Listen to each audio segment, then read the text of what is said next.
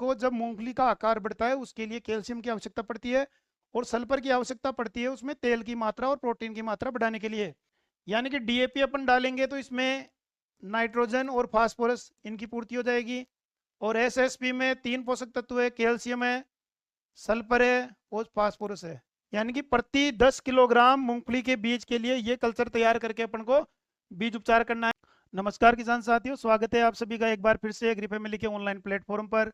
किसान साथियों, आज अपन बात करेंगे मूंगफली की फसल की खेती अपन कैसे करें, इसके लिए अपन कैसे खेत तैयार करें, खाद और उर्वरक प्रबंधन अपन कैसे करें, साथ ही अपन इसमें बीज उपचार कैसे करें ताकि फसल की पैदावार अच्छी आए और इसमें कीट और रोग नहीं लगे। तो इसके बारे में अपन डिटेल चर्चा करेंगे। जो किसान साथी चैनल पर नए हैं चैनल को सब्सक्राइब कर लें ताकि नोटिफिकेशन आप तक पहुंचती रहे। किसान साथियों, जैसा कि अभी जो खरीफ का सीजन चल रहा है इसमें मूंगफली की बिजाई होगी। बिजाई की अपन बात करें कि इसके लिए उचित समय कौन सा है, तो इसके लिए 15 जून से लेकर 15 जुलाई तक इसका उचित समय है। इस समय पर अपन बुआई करते हैं तो उसकी पैदावार देखने को अच्छी मिलती है। इसके लिए अपन खेत कैसे तैयार करें, यानी कि मिट्टी कैसे तैयार करें और इसमें क्या क्या अपन डालें, इसके बारे में अपन चर्चा करते हैं। ये सबसे पहले अपन बात करेंगे खेत की तैयारी में अच्छी सड़ी गली गोबर की खाद यानी कि FYM ये हमें डालनी है 5 टन प्रति हेक्टर। ये अपन को डालनी है। उसके बाद में खेत की गहरी जुताई करनी है, यानी कि मिट्टी उलट पुलट अपनी हो जाए, सारी खेत में FYM जो अपन गोबर की खाद है वो मिल जाए। इसके साथ ही 250 किलो जिप्सम, ये हमें प्रति हेक्टर के हिसाब से 250 किलो जिप्सम डालनी है, क्योंकि जिप्सम में 2 पोषक तत्व होते हैं, एक तो होता है कैल्शियम और एक होता है सल्फर। यानी कैल्शियम की सबसे ज़्यादा आवश्यकता होती है मूंगफली को, जब मूंगफली का आकार बढ़ता है उसके लिए कैल्शियम की आवश्यकता पड़ती है और सल्फर की आवश्यकता पड़ती है उसमें तेल की मात्रा और प्रोटीन की मात्रा बढ़ाने के लिए। इसके बाद में अपन खेत में पलटाई कर देंगे। पलटाई करने के बाद में हमें दो बार कल्टीवेटर से जुताई करनी है। कल्टीवेटर से जुताई करने के बाद में हमें पाटा लगाकर खेत को समतल कर देना है। समतल करने से पहले जो अपन 2 जुताई करेंगे उसमें जो लास्ट वाली जुताई है उस समय अपन को कुछ चीजें और डालनी होती है। इसमें अपन एक तो डालेंगे DAP 50 kg, एक तो DAP डालेंगे अपन 50 किलो, दूसरा डालेंगे अपन SSP, ये 200 से लेकर के अपन को 250 किलो। मिट्टी की जांच के आधार पर, यानी कि मिट्टी में अगर पोषक तत्वों की कमी ज्यादा है तो अपन थोड़ा ज्यादा डाल सकते हैं। और साथ में लेंगे अपन 400 किलो नीम केक यानी कि नीम की खड़ी, ये अपन को डालनी है। यानी कि DAP अपन डालेंगे तो इसमें नाइट्रोजन और फास्फोरस इनकी पूर्ति हो जाएगी। और SSP में 3 पोषक तत्व है, कैल्शियम है, सल्फर है और फास्फोरस है, यानी तीनों पोषक तत्वों की पूर्ति SSP से हो जाएगी। और नीम केक का जो मेन रोल है वो अपने सफेद लट के नियंत्रण में। सफेद लट, इसका नियंत्रण काफी हद तक होता है और 10 से 15% तक अपनी पैदावार नीम केक का प्रयोग करने से बढ़ती है। और इसके अलावा क्विनोल फोस ये 25 किलो,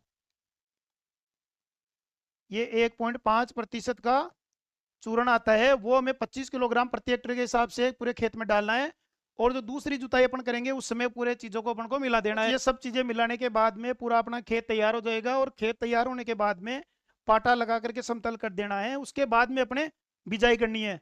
अब बात आती है खेत में बिजाई की, यानी कि मूंगफली की कौन सी वेरायटी अपन लगाए जिससे कि अपन को अच्छी पैदावार देखने को मिले। क्योंकि इसमें 3 प्रकार की जो मूंगफली आती है, एक तो फैलने वाली, एक मध्यम फैलने वाली और एक होती है गुच्छे वाली।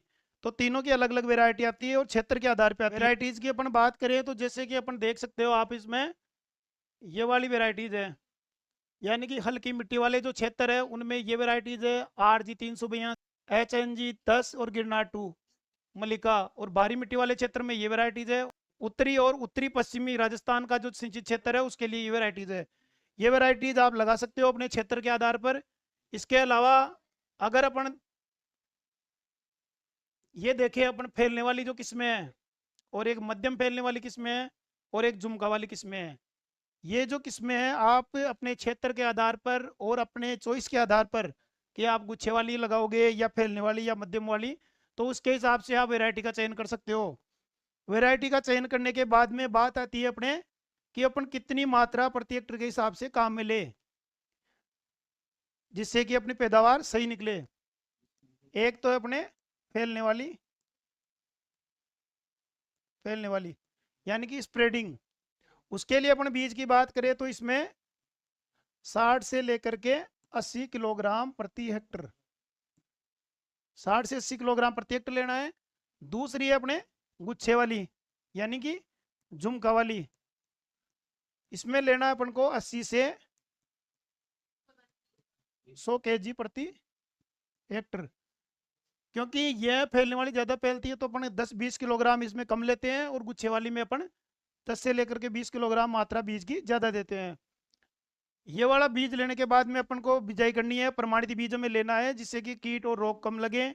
और इसके अलावा भी वेराइटीज़ में आप ये चयन कर सकते हो कि हमें रोग प्रतिरोधी किस्में लेनी है, क्योंकि सबसे ज़्यादा मूंगफली में समस्या रहती है एक तो अपने जड़गलन की, और दूसरी रहती है इसमें कॉलर रोट, और कीटों की अपन बात करें तो इसमें सफ़ेद लट और दीमक की ज़्यादा समस्या रहती है। बीज का अपन चुनाव करने के बाद, वैरायटी का चयन करने के बाद में बिजाई करने के लिए हमें सबसे बाद में ज़रूरत पड़ती है अपन को बीज उपचार की, यानी कि बीज उपचार अपन करके बुआई करेंगे तो अपनी पैदावार भी अच्छी मिलेगी और रोग और कीटों का प्रकोप भी कम होगा।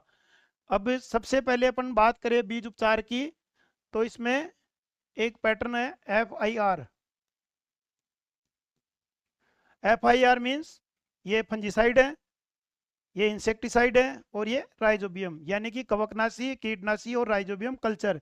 इन तीन चीज़ों से अपन बीज उपचार करके बुआई करते हैं। तो फंजीसाइड से तो फंगस से नियंत्रण होता है, इंसेक्टिसाइड से कीट जो लगते हैं उनके नियंत्रण होता है, और राइजोबियम जो कल्चर होता है वो जड़ों में गांठें बनाता है, और जो वायुमंडल की नाइट्रोजन होता है उसको अवशोषित यानी कि खींचने का, स्थिरीकरण करने का काम करता है, और पौधे की जड़ों में उपलब्ध कराने का काम करता है। फंजीसाइड की अपन बात करें तो इसमें कार्बेंडाजिम प्लस मैंकोजेब, मैंकोजेब,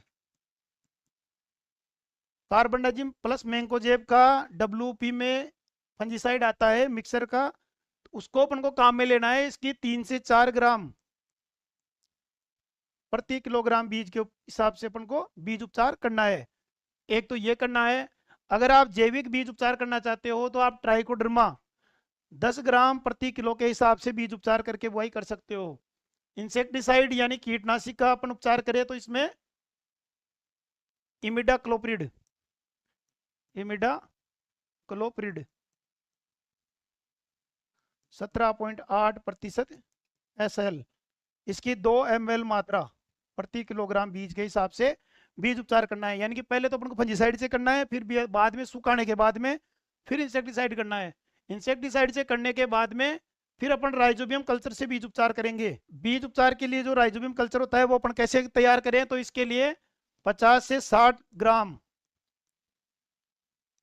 50 से 60 ग्राम गुड़ लेना है।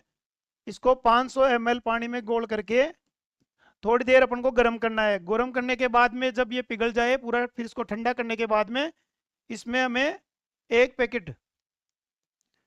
पैकेट राइजोबियम कल्चर का मिलाना है। एक पैकेट जो कल्चर आता है वो 200 ग्राम का आता है, 200 ग्राम। ये मिलाने के बाद में पूरों को सारा मिक्स करके इसको अपन 10 किलोग्राम मूंगफली का बीज, यानी कि प्रति 10 किलोग्राम मूंगफली के बीज के लिए ये कल्चर तैयार करके अपन को बीज उपचार करना है। अगर बीज की मात्रा ज़्यादा है तो इसी अनुपात में अपन ज़्यादा मात्रा में ये सॉल्यूशन तैयार करेंगे और बीज उपचार करेंगे। तो ये तो हो गया अपने FIR। तो इस प्रकार बीज उपचार करके हमें बुआई करनी है, और बुआई हमें कतारों में करनी है। अगर कतारों में अपन बुआई करेंगे तो पैदावार ज़्यादा देखने को मिलेगी। 2 प्रकार की मूंगफली है, एक तो फैलने वाली और एक है गुच्छे वाली। फैलने वाली में 45 by 15 centimetre row to row, plant to plant, ये स्पेसिंग अपन रखेंगे। और अपन गुच्छे वाले की बात करें तो उसमें 30 बाई 10 सेंटीमीटर, यानी कि रो टू रो 30 हो गई और प्लांट टू प्लांट 10 हो गई। किसान साथियों, इस प्रकार खेत की तैयारी करके, वैरायटी का चयन करके और बीज उपचार करके जो प्लांट टू प्लांट और रो टू रो स्पेसिंग बताई उसके आधार पर अपन बुआई करके खेती करेंगे तो हमें पैदावार अच्छी मिलेगी। इसके बाद में जैसे बात आती है कीट रोग नियंत्रण की, कि कीट रोग नियंत्रण अपन कैसे करेंगे जब अपनी फसल बड़ी हो जाएगी। और इसमें जो खरपतवार नियंत्रण है वो कैसे करें, तो इसके बारे में डिटेल वीडियो नेक्स्ट टाइम पे बनाएंगे, जब अपनी फसल उस टाइम पे आ जाएगी, उस स्टेज में आ जाएगी, तो उस टाइम पे वीडियो बनाएंगे।